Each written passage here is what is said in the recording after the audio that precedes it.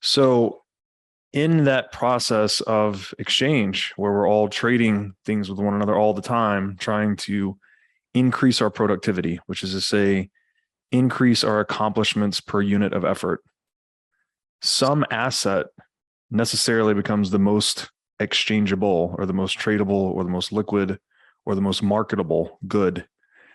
And that emergent good is money.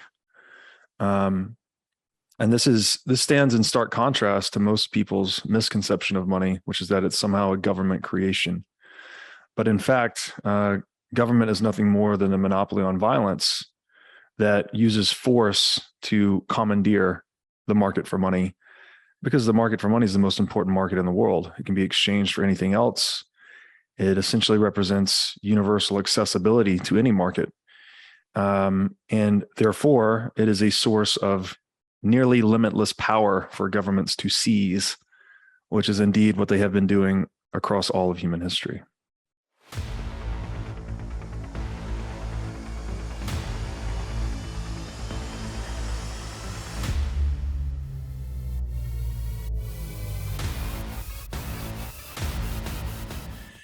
Welcome to the Wiggin Sessions. I'm your host, Addison Wiggin. Today I have with me Robert Breedlove. Rob, I think you go by. And he's a freedom maximalist and the host of the What is Money show. Welcome, Rob. I want to get you on the show here. Yeah, thank you for having me. Glad to be here. Yeah, let's start right at the beginning. What is money?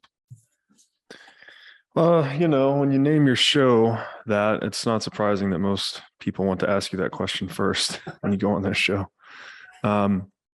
The sort of unfortunate answer is that there are many, many, many answers to this question. Mm-hmm.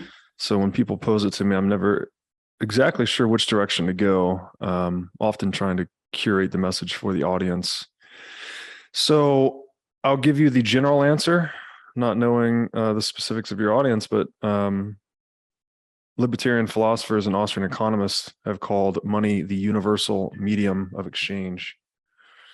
And what that essentially means is that in every economic system, the entire point is for us to trade with one another, to trade goods and services and ideas, such that each one of us can specialize and get really good at creating the good service or form of knowledge and sell it to others.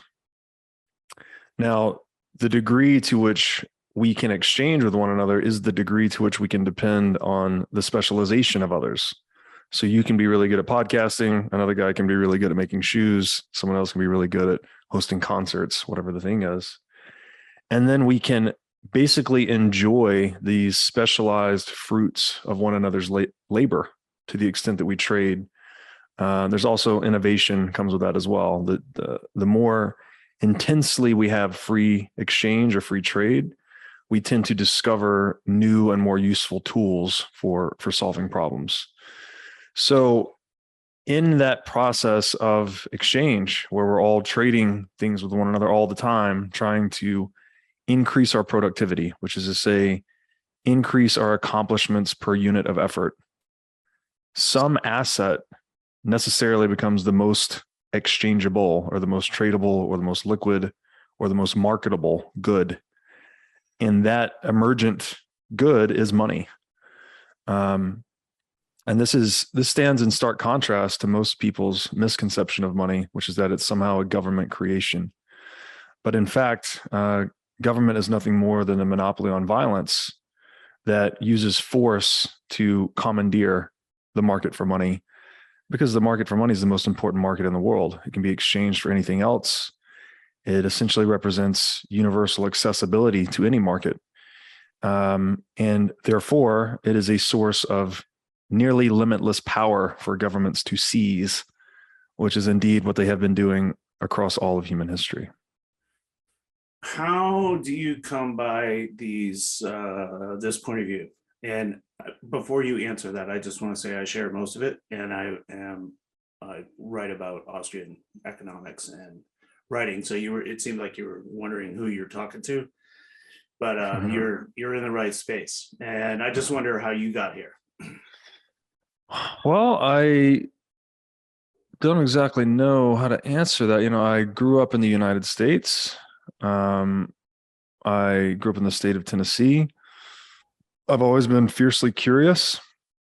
I was fortunate to have a mom that really emphasized the importance of education and, in particular, self-education. She was very instrumental in getting me to read a lot and study a lot of my own, um, and learning just how to deal with the world through knowledge, I guess. And so I found myself kind of running down all these rabbit holes my entire life, reading books on topics that interested me. When I was very young, it was astrophysics.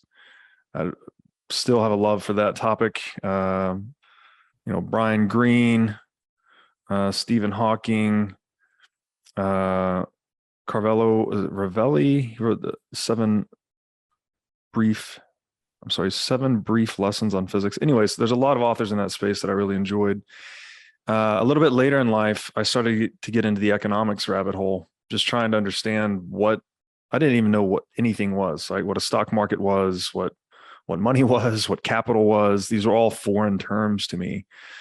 So I started aggressively reading about economics and really ended up in The Economist magazine for a long time, which has a lot of really good writing. But in retrospect, I think most of the economic perspectives are Keynesian and kind of bogus in that respect.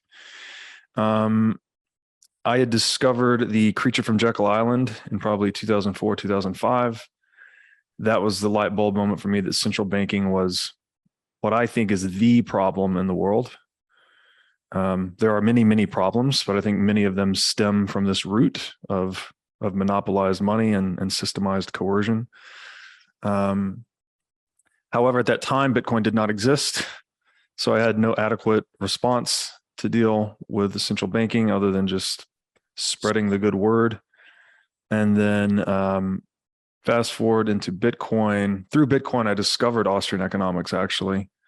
Or I guess I should say I got more deep into Austrian economics. I only had a cursory exposure to it before that. And Safeteen's book, 2018, The Bitcoin Standard, I was fortunate to read that right when it came out. And that one just sort of connected all the dots for me. It's like, oh, central banking is a problem. Austrian economics has been explaining why for a really long time, and Bitcoin is the solution. And so from there, I've just been sharing what I've learned through writing, and then later talking about what I had written on other people's shows and podcasts. And the feedback from the market was very positive on my writing and my talking. So I decided to jump on the podcast bandwagon, and we launched the What is Money show in November 2020. Very fortunate to have Mr. Saylor as my first guest. We recorded, I think, 17 total episodes together, somewhere in the neighborhood of 25 hours of content. And the show was simply taken off from there. I had no idea there were this many people that were into nerdy and niche topics like economics and money and history. Like we are. Yes. I'm very grateful to have found my tribe. So did you meet Mr. Saylor, Michael Saylor, through, he wrote the foreword to Saifedean's book, right? Saifedean, just so you know, was on the show. He's been on a couple times on our show. Nice. Yeah, Saylor, it was funny how we met.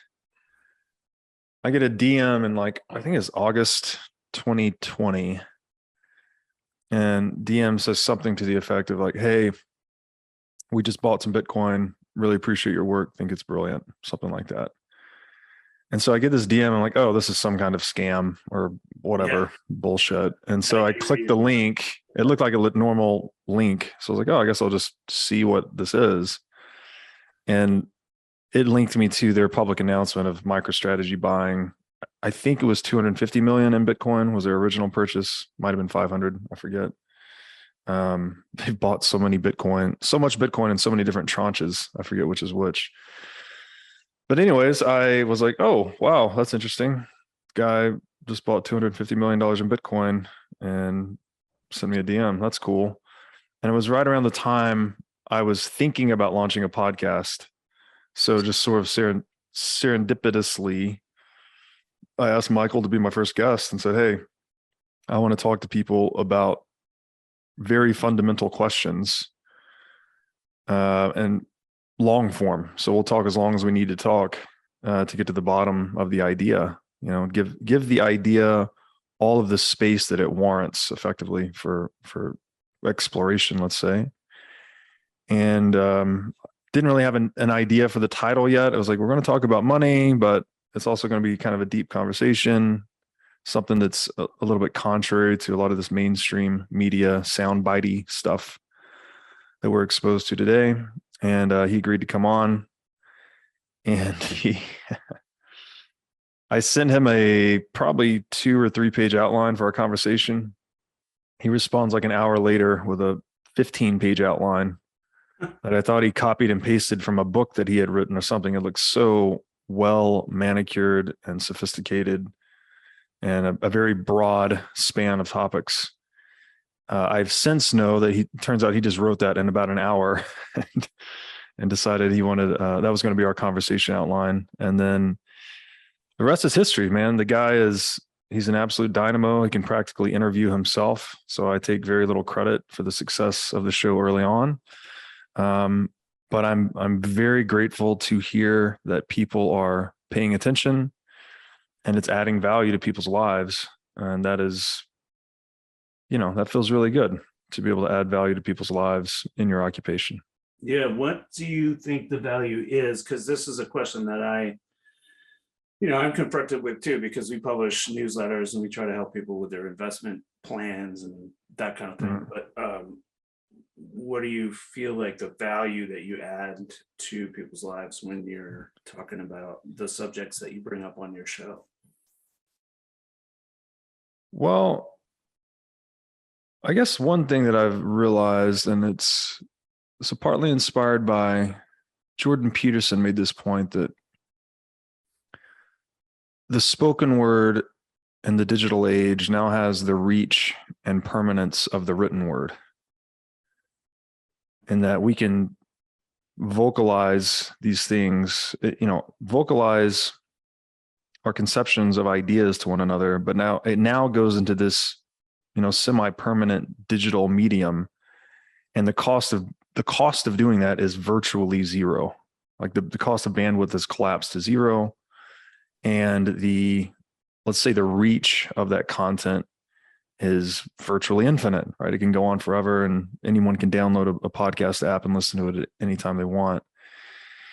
So that partly inspired me to have these long form conversations, and I think that what I've learned since is that I think dialogue is some sort of a spectator sport, perhaps. Like the episodes that people are really dialed into and engaged with are those in which I and the guest are both kind of at the limits of our own understanding, trying to blaze some new territory, blaze some new trail, trying to, I guess, get through our own ignorance and lack of understanding to break some new ground, something like that. And there's this palpable dynamic between two people that are engaged in authentic dialogue that I just don't think you can replicate in kind of soundbitey mainstream media world, right? Where you're trying to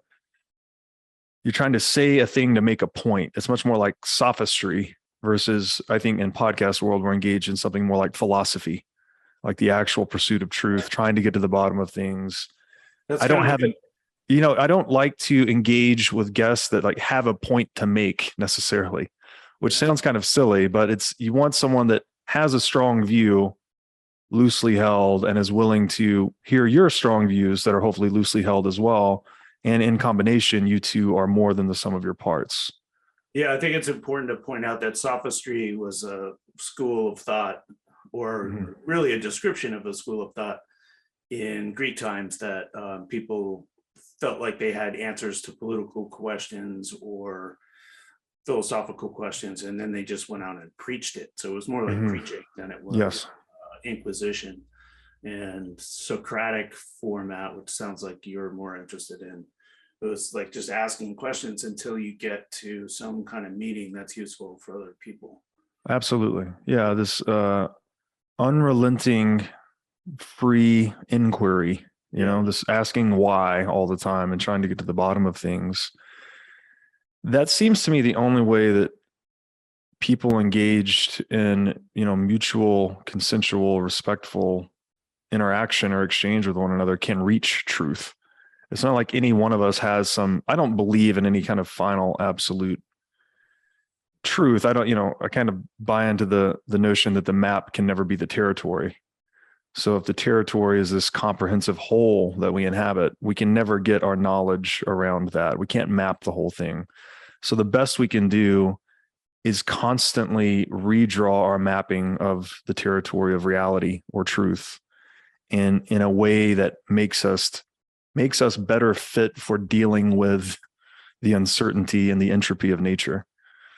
And podcasting, for what I guess this has a lot to do with the nature of the technology itself, that in the 20th century, we seem to have very low level dialogue, right? You look at these news programs and someone would come on for 7 minutes to talk about a big idea. And that just doesn't work, right? There's not enough time. There's too much pressure. Maybe this has to do with the cost of bandwidth, et cetera. But in digital world with podcasting, it seems like we are undergoing a resurgence of dialogue in the digital age, that we're rediscovering the importance of thinking out loud, thinking between one another as a means of distributed cognition and problem solving. And thank God for that, because we have a lot of problems to solve. Yeah. How do you think of, even just from the reactions that you get from your own podcast or writing, like how do you think of the disparity of ideas and how even some of them get, I mean, we've been writing a lot about digital censorship and stuff like that, but there's kind of like an explosion of ideas because the technology is cheaper and we can use it to talk to each other. And then there's like the opposite reaction, which is an effort to kind of control how ideas work and what people think. And I just feel that in my own work. Yes. I'm just curious what your experience has been in launching a podcast and talking about Bitcoin. I mean, those are two sort of like contentious areas to be in. Yeah. No, it's a good question. And there's definitely kind of a cacophony of ideas too, where everyone's been given a microphone. So Right. You can find rational justification for pretty much any side of any argument you want to take, which makes things maybe a bit overwhelming in a way. But I guess one thing that I think about the disparity of ideas is kind of back to that dichotomy between philosophy and sophistry, that I see some people openly engaging in humble dialogue and trying to get to some answers, right? And a lot of this takes people back, as it's taken me back, into really old books. I find myself reading, Human Action by Mises, for instance. Like that book has barely been read by anyone in the West, so far as I can tell, yet it perfectly explains everything we're going through right now, right? Once you start debasing the currency, you get all these weird kind of effects that I talk about at length on the show. And this was all published in the 40s. So yeah, and it was published based on his experience in the 30s, which was the Depression and led up to the war. Yeah, and he was on the front lines at one point, right? We almost lost a father of Austrian economics to the very thing he was standing against, which was central bank funded warfare and illiberalism. One of the things I think about the disparity of ideas is that you see a lot of open-minded, genuine exploration of ideas that really takes people into the past, it seems like, typically, right? You end up reading a lot of the big thinkers of old who had their, I guess, head around most of all this. But then you also see a lot of these pseudo-religious ideologies that I think are mostly being funded by states. So I think this is the real problem, I think, here is ultimately, I think for a world to work in a sustainable way, we have to abolish taxation. We have to completely abolish taxation, top to bottom, inflation, taxation, all of it. All non-consensual exchange has to be taken off the table. Now, obviously, states are going to fight to their dying breath to prevent that, because taxation is the sole source of state revenue. And it seems to me like that loss of control of the narrative, that reality has started to set in for state actors, that the media and technology landscape has shifted so quickly beneath their feet that they're now struggling to play catch up to reestablish the dominance of their narratives. I think that is why we are seeing these false narratives subsidized by taxpayer money, by the proceeds stolen through taxation and inflation, are being channeled into funding wokeism, critical race theory, like all these nonsense things that no one really wants anything to do with,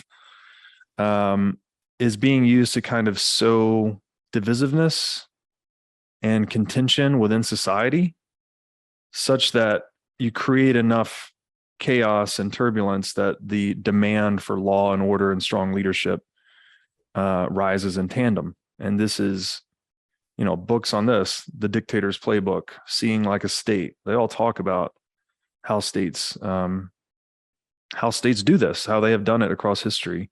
And they're effectively trying to do the same thing today. But again, it's all driven by technology. Yeah, I was talking to James Howard Kunstler a couple of weeks ago, and we were talking about a similar state of anxiety that our society is in, and the anxiety level among people that are worried about losing what they have, so like middle class and upper middle class, is higher than other people, because ordinary people that are working for their jobs, they're concerned about putting food on the table, but there's a higher level of anxiety for people that are used to having other people work for them. Well, rightfully so. Yeah. Because the middle class is the one that's being eviscerated through all of this, yeah. Right? As we've seen. That was leading up to a question for you, though, because I'm really interested in this idea of how the modernization of our communication abilities and like the dropping of cost is actually part of the cause of the middle class losing their confidence that we're moving in the right direction. It's causing the anxiety. Like social media, everyone kind of groups social media together as a thing. It's not really a thing. It's communication among a wide swath of society that is either productive or not, and nobody really knows. Yeah. Yeah, look, I think that the anxiety experienced by the middle class is warranted, because they are the ones that are primarily being violated. Their property is being violated more than anyone else's, right? If you're in the super rich class, you typically have aligned yourself with insiders in the state, and you're crafting laws that benefit your interest, and you're somewhat preserved from a lot of the, let's say, the financial machinations taking place. If you're poor, as you said, you're just struggling to stay alive, right? Just put food on the table, roof over the head, paycheck to paycheck. But if you're in that middle class of people that have accumulated some wealth, but they're not super rich, as in they could just retire. I don't know where you exactly draw the line. Everyone's got their opinion, I'm sure, where you draw the line between rich, middle class, rich, and super rich. But it's those people that have invested so much in their traditional retirement accounts, their traditional IRAs, traditional brokerage accounts. They're probably over-indexed on equities. They're still dealing with, they're feeling the cost of living increases from fuel and food, all of these things. That is the meat of the economic host that the state parasitizes. So I think those people rightfully feel anxiety, because if you study the collapse of ancient Rome, right? What was the first cohort? The first economic cohort to falter was the middle class. And when you lose the middle class, the stability of that social hierarchy, it really causes the whole thing to cave in. And in my mind, it all begins with the debasement of the currency. Like once you start violating people's private property rights through currency debasement, and then in a democracy, people figure out that they can vote themselves proceeds from this spigot of stolen liquidity, that things get really messy. Human relationships devolve very rapidly when people start fighting over who gets to steal from who and who gets to make the rules that others have to abide by. And so I think the answer is just really strong property. That's why I talk about Bitcoin all the time, because it's a form of property that you can't have your purchasing power confiscated via inflation. And if you custody Bitcoin properly, there's not really any good way to steal it. You can't even put a gun to my head and take it if I'm in a multi-sig. So I think that, in my mind, I see a world of people that just want to have integrity of relationship between themselves and their assets, right? Such that they can plan for the future, they can accumulate a surplus, they can have a family, do whatever they want in life, just some fair, level playing field by which they can accumulate wealth. And then on the other side of the equation, I see people fighting to twist and bend and break those rules such that they can steal wealth from those people that are looking for just the level playing field. And that has been this kind of back and forth across history. And now finally with Bitcoin, we have something that it's a property right independent of that monopoly on violence, something that I can own by knowing. And if I've custodied it properly, there's nothing anyone can do about it. No one's action in the world can do anything about it. They can't take my purchasing power. They can't steal it from me. They can't tax my Bitcoin purchasing power to fund some false ideology to try to reprogram me or my children. Like all of that goes out the window in a Bitcoinized world. So the way I see this is we've got one real shot at saving the soul of humanity, and that is fixing the money to fix the world. Yeah. I think you were giving a speech at Market Disruptors, hosted by Mark Moss, who's also been on the show and is kind of a friend of mine. And one of my producers went to the event, and he said he was impressed by the way you described it, which he said you thought that Bitcoin was the beginning of an actual civilization. Which I think is a good way of phrasing it, because if you have a non-fungible money, and like the Austrian economists we've been talking about, and also the monetarists like Milton Friedman have been grappling with that question for a long time. Like, how do we actually have money that people can believe in? And right now, we just heard that Ben Bernanke got the Nobel Prize because of his articulation of how the Fed should manage booms and busts and try to do away with them. That's the way I understand it, but basically saying the Fed should have the power to manipulate the money either up or down. And he got the Nobel Peace Prize for that. This is how asinine things have become, right? Yeah. You're now giving the arsonist the reward for firefighting. Yeah. Right. The central bank is what creates the boom and bust business cycle. Right. And now we're giving the former head of the central bank. Said for years, it's like it exists. So just let it happen. Just let it happen. And it's not, Mises' argument is deduced rationally, right? It's not even really an empirical thing. We have plenty of empirical evidence too, but it's an argument that he deduced rationally, and yet that idea has not permeated the general economic consciousness yet. The other way I like to say this, speaking of beginning of civilization, is it feels like human beings are waking up from the economic dark ages. It was only in mid 1800s that we thought value was some type of elementary particle in the world, like a proton or a neutron. We thought there were utils in things that made them have a certain market price. Like we actually believe there was some physical particle in tradable goods that determined their market price. That was only 200-ish years ago. Not even 200 years ago, 170 years ago. People still haven't figured that out, right? We have not begun to understand what value actually is, even though this idea was surfaced, let's say 170 years ago.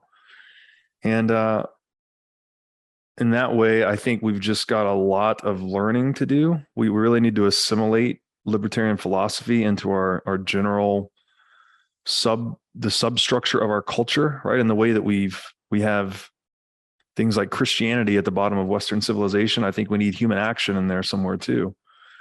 And, on the note of being the beginning of civilization, if we define civilization as a world where people don't hurt each other and don't steal each other's stuff, right? I know it's an ideal. We'll never get there. There's always going to be people that will hurt each other. There's always going to be people that want to steal from each other.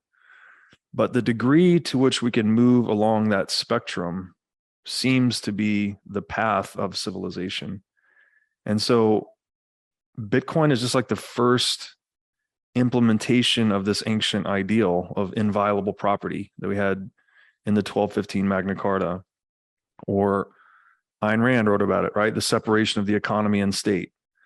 Bitcoin's a big push in that direction, right? It lets us create, it is an incentive system, but it also incentivizes the institutions we build on top of it to behave more honestly, to deal more forthrightly with their customers. I talk about this a lot with government, that government has no incentive to be accountable to the preferences of their customers so long as they have a fiat currency monopoly, because you can just print money to fund any activity you want. It doesn't matter if taxpayers want it or not. You can steal from them via inflation. So there's no incentive to be accountable to your customers, which is the same thing as saying you're not accountable to your own profit and loss statement, right? Every other business in the world has a P&L. If they don't maintain the P and they produce too many L's, they go away. The one exception to that rule is the fiat funded nation state that can produce as many L's as it wants and then paper over those L's with newly printed money and externalize the costs of that onto society. So obviously that doesn't work. Like we've already seen that states live and die. I mean, if we want a real sustainable global civilization, I think we just need a proper incentive system. And, Bitcoin is the best thing we've come up with yet. What do you make of the price volatility in terms of dollars of Bitcoin? Because it's still perceived, like in the marketplace, as a speculative investment that goes up and down, and a lot of people that are investing in it and other cryptos that are either fraudulent or not.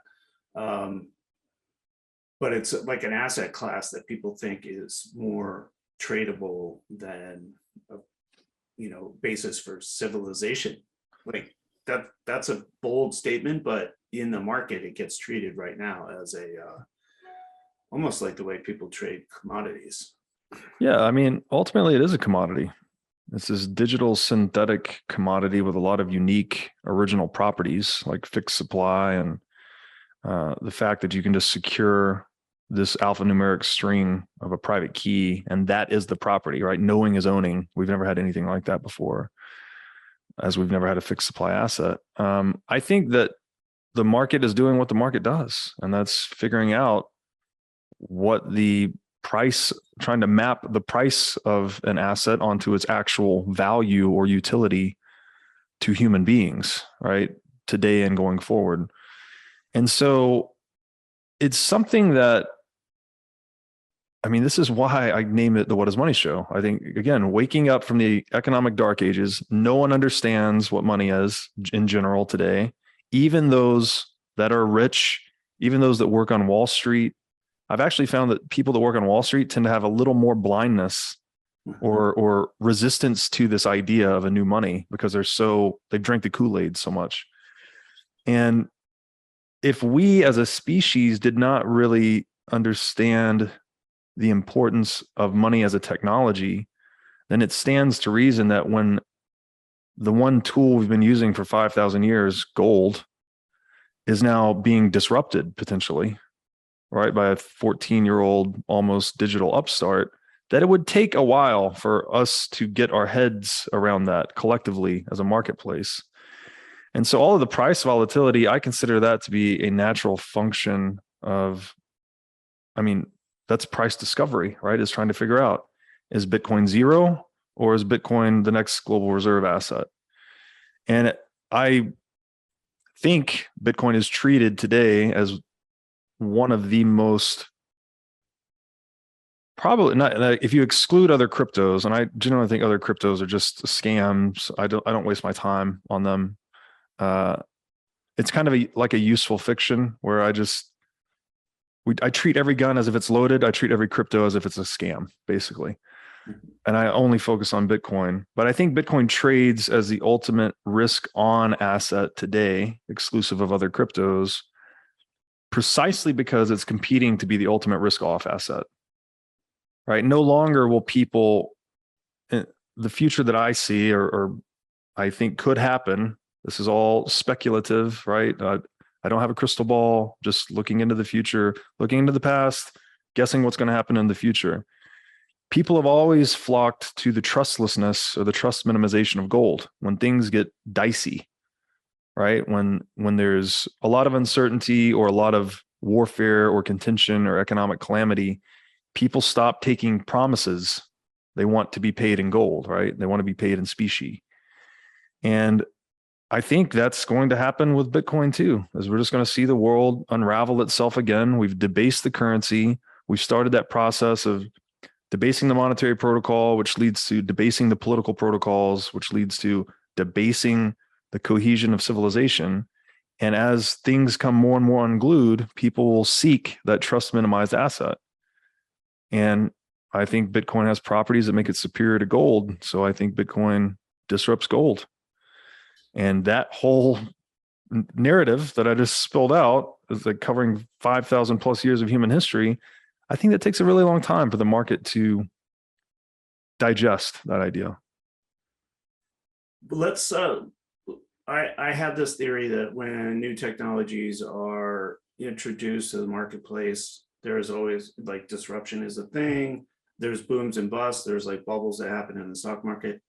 And that's what I thought was going on with Bitcoin also. And then especially in like 2018, we had an explosion of new cryptos, right? And then it settles down, price points go down, people move their money back into gold or dollars or whatever. But what we're left with is the fundamental technology. And the analogy I use is we had the tech wreck in 2000 and we ended up with email, which led to websites, which led to Zoom casts and stuff. So the technology itself is valuable. Why is it Bitcoin specifically? Because I think the blockchain thing is kind of like a different story, but that Bitcoin relies on blockchain remaining like a valuable technology for us. Yeah, that I disagree with strongly, actually. That's the very popular misconception that somehow Bitcoin relies on blockchain technology. It's not even called a blockchain by Satoshi or anyone else. It's a time chain. And I basically think the only use case for a time chain is decentralized, state resistant cash. There's a lot of theory out there that other use cases might work, but even if they all did, even if every other theory worked out beyond everyone's wildest imagination, it would not hold a candle to the market for money. I mean, the market for money is the most important market in the world. So now to answer the question, why Bitcoin and not other crypto assets, this is a very nuanced topic. I don't think we could cover in the last few minutes here, but I did write this piece titled "The Number Zero in Bitcoin" that a lot of people have resonated with. It's my most popular written piece ever. And I basically think the only use case for a time chain is decentralized, state resistant cash. There's a lot of theory out there that other use cases might work, but even if they all did, even if every other theory worked out beyond everyone's wildest imagination, it would not hold a candle to the market for money. I mean, the market for money is the most important market in the world. So now to answer the question, why Bitcoin and not other crypto assets, this is a very nuanced topic. I don't think we could cover in the last few minutes here, but I did write this piece titled "The Number Zero in Bitcoin" that a lot of people have resonated with. It's my most popular written piece ever.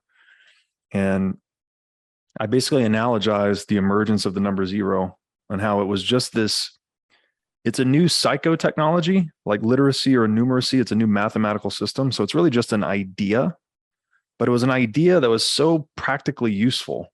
Like it let merchants conduct trade and calculation faster, better, cheaper, less error prone. So if you were a merchant competing, I guess the Hindu Arabic numeral system, I think started in like the 7th or 8th century, and then it percolated around the world. And I think by the 12th or 13th, it was everywhere. I could be wrong on those dates.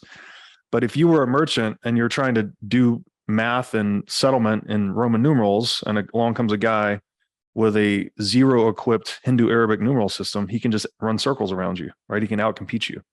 So what happened is the market settled on Hindu Arabic numeral system as being our universal mathematics. That's what we all use today. We all take it for granted. The number zero, right? We all know it's a number. Ask the ancient Greeks if the number zero is a real thing. They would laugh you out of the room. They thought number was shape, right? So you couldn't have something that was nothing. That didn't make any sense.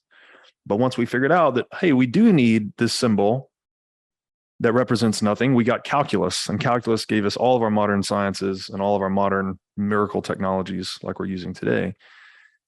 I think Bitcoin follows a similar path, and that is just an idea, really. It's just money that no one can print. No one can manipulate. No one can counterfeit. No one can change the rules. No one can revoke the rules. And that's just an idea. And it's an idea that's run on computers and distributed all over the planet. And anyone using Bitcoin, just like anyone using zero, is just going to be able to economically outcompete those using inferior store value technologies over time. So that would be my really short answer to your question. But that piece that I wrote is probably 40 minutes long. So I would say check that out. And if anyone has any questions about it, I could do a show on it. Actually, I should do a show on it. I found people like the audio and video much more than just the written content. How does that idea jive with the idea that gold has been whatever the basis for 5,000 years, but then of money, but then now is being the market for gold itself is being manipulated. It's being manipulated in the paper markets around surrounding gold. Yes. But it's not the sort of go-to choice for people that are trying to find the risk-off assets that you're talking about. Well, not yet. Yeah, I say not yet too, but I'm wondering what your opinion is on that. I would say not yet. Again, just looking at human history, when things get really bad, people they'll go to the worst currency too. So people will dollarize, countries will dollarize as their currencies fail. We're already seeing that now. Yeah, we're seeing it big time right now. Big time. This is the dollar milkshake theory, like makes all the sense in the world. Liquidity begets liquidity, right? The market wants one money. Ultimately, that's the most economically efficient network, is a single global money. That's what gold was effectively. But gold's price, as you said, is being heavily manipulated in the paper markets. But I think this is a consequence of its technological shortcoming in terms of portability. Gold is physical, it's heavy, it's expensive and risky to move around. If you want to build a society that has high frequency trade going on that can produce a lot of wealth and prosperity, gold can really slow you down. So what did we have to do? We had to centralize the custody of gold and then issue banknotes or warehouse receipts or tokens on top of it and trade the tokens. That is the problem, right? It's the physicality of gold causes us to centralize its custody. And the centralization of gold custody is what gives these paper markets such a degree of capability to be able to manipulate the price. And the difference there with Bitcoin is you don't need, because Bitcoin is the dematerialization of gold effectively. There's no incentive to centralize custody. In fact, there's the opposite. There's every incentive to not centralize custody, such that paper markets cannot manipulate the price as much, and that you as an individual cannot have your assets seized. What do you make of the movement towards, or there's a lot of talk about central bank cryptos, like the Fed coin or the Biden buck or whatever?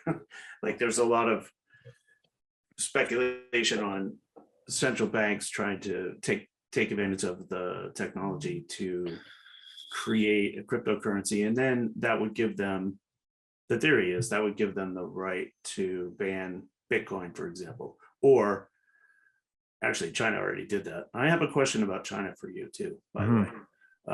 But I'm curious about your thoughts on central banks creating a cryptocurrency.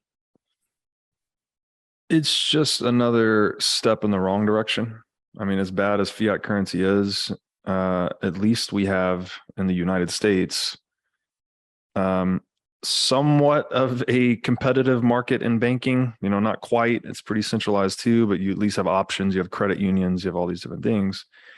In a central bank digital currency world, everyone is a row on a spreadsheet at the Fed, and that's really, really bad. If you need any evidence of that, just look at what China's doing with their social credit scoring system.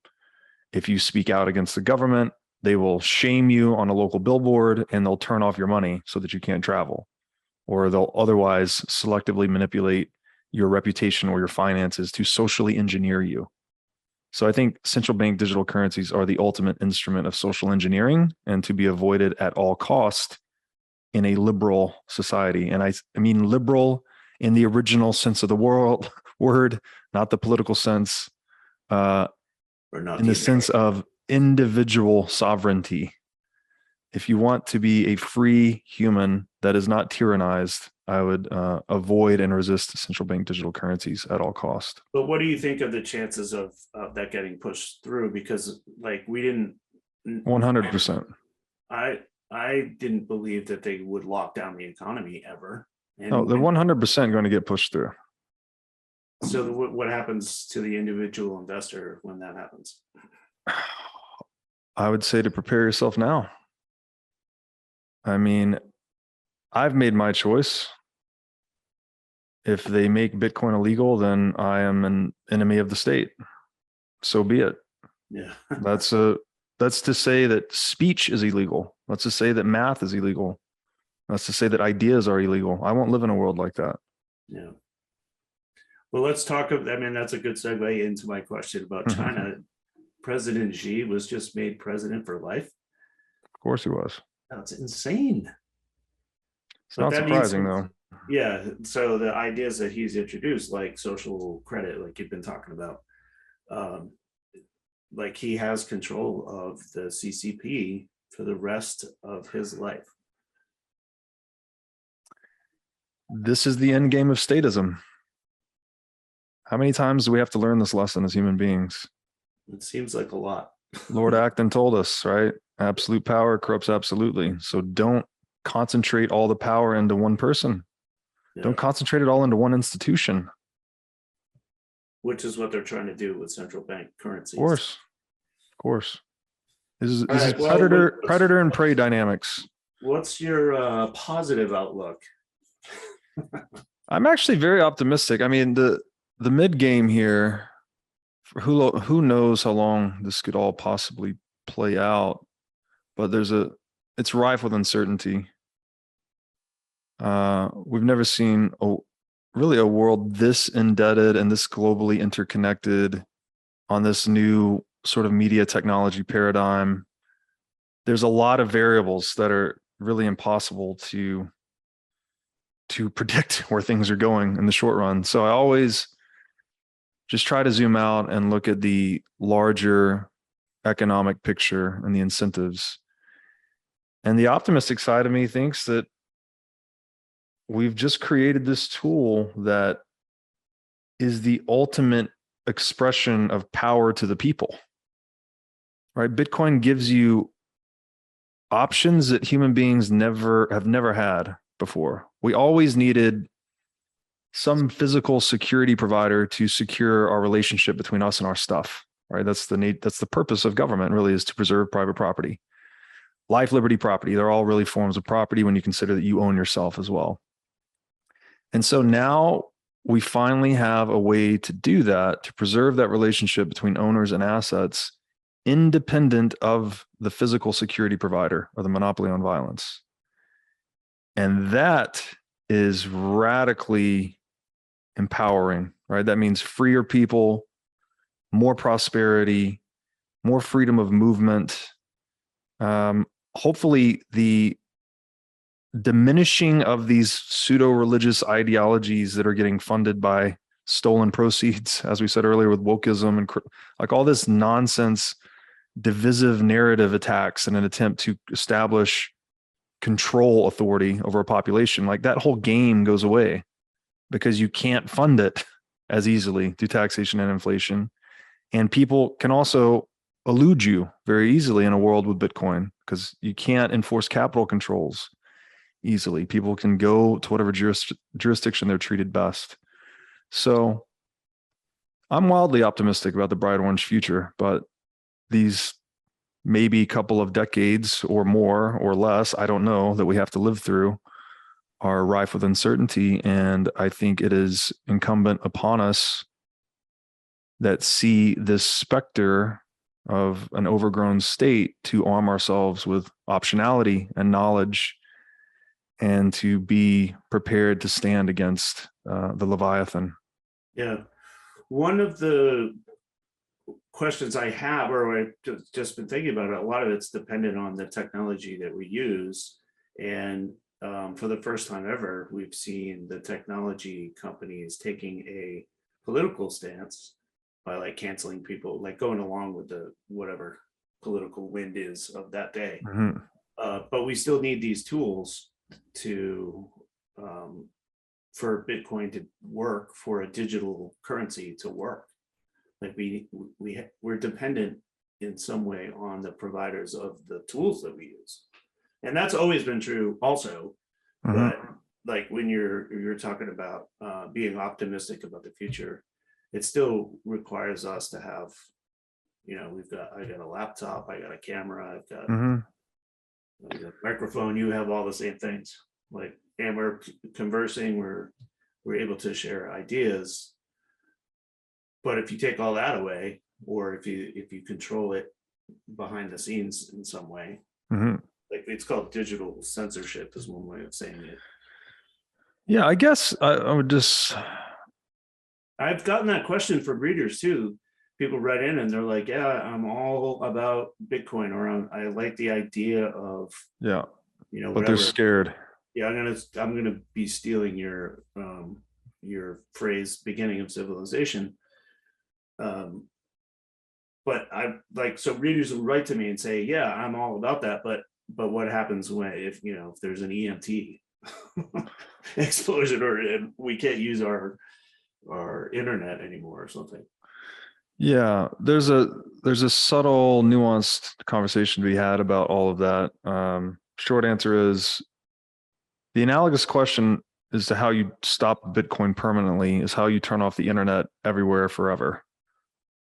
And so, yeah, if you think that is a legitimate risk, then I would say be prepared for that risk. Yeah, we're all kind of screwed at that point, right? Things are pretty bleak in that world, I would say. If you've turned off the internet everywhere forever, I mean, some real shit has gone down. Yeah. I don't know what that real shit is. Could be global EMP, some type of cosmic ray burst. I don't know. But makes me wonder, how did they physically, I don't know the answer to this question. How did they ban it in China? Well, they've banned Bitcoin mining in China, and I don't know the details of the actual legal maneuvers that were taken, but I think last I checked, 20% of the global hash rate is still coming out of China. So Bitcoin's been banned and rebanned and banned again in China, and it's still there.